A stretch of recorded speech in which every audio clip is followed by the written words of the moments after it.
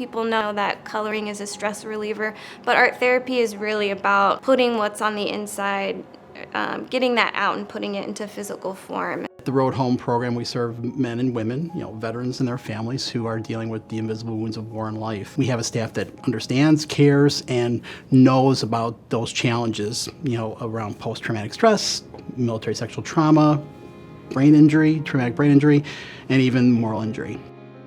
They're doing cognitive processing therapy. They're doing emotion communication skills groups. The art therapy group allows them to express themselves in a different way. And I hear very often how they can walk into this room and kind of breathe a sigh of relief because they know they get to let their brain have a little rest. I went through the intensive outpatient program here at Road Home with Rush University to help me with PTSD symptoms, but also orthopedic issues. Art therapy is like you're standing back from the trauma. Art therapy allows you to back up, take a look at what's going on, analyze it, and bring some healing to that situation simply by utilizing a pen, a pencil, a brush, a paint, a chalk, sculpting. They create a mask in the IOP, and how that's introduced is, I say, we all have a mask that we wear. Wherever we go, we have a public self, we have a way we present ourselves to others, or a way that others see us. And then we have a private self on the inside.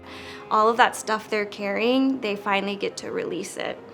A part of PTSD is the avoidance, so they're very good at keeping that stuff inside, and so it's such a relief to bring it to the outside. She brought out this mask, and I'm like, oh, I could make a mask of my sister. I made it because I appreciated her so much.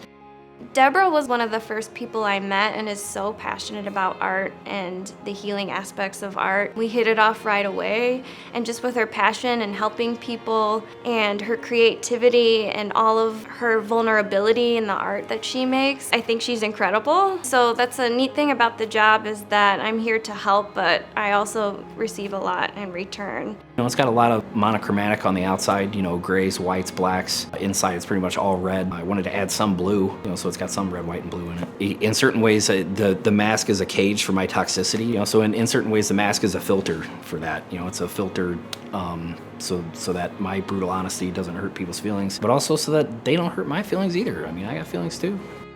Travis really connected with the artwork. Watching him work and seeing the wheels turn, I knew he was working on something very deep and meaningful. He had actually created a mold for the mask. I'd never seen anyone do that before. And so that was something that I'll always remember, because that was a first for me. So I thought it was very creative. And looking at the other art, it's really a conversation piece, and it's really a way to communicate with other veterans. I shared things that I haven't shared with anybody, or just like very few, very close friends and family. To be in an environment where there are other veterans that, I might not know exactly what they went through, but we all have similar symptom sets. And so being able to rally around that, in order to help each other cope, it was a really good experience. When I came to Rush, Stephanie was helpful.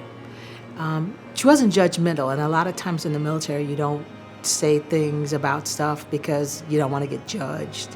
When they experience, they realize how healing it is and how beneficial it is, and so they leave really different people, and art therapy is a part of that. What I would tell other veterans is, you owe yourself that chance to come here and participate, embrace the process, embrace the suck. As much as it might suck, you owe yourself that.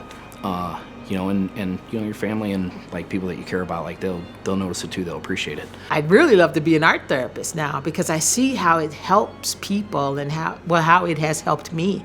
I can sleep through the night. I can have a conversation without breaking into tears. I'm able to talk about deeper things with people because I'm able to pull the emotion out of it, so to say, and with that, use the terminology and use the basic healing powers of art to get to a better place in my mind.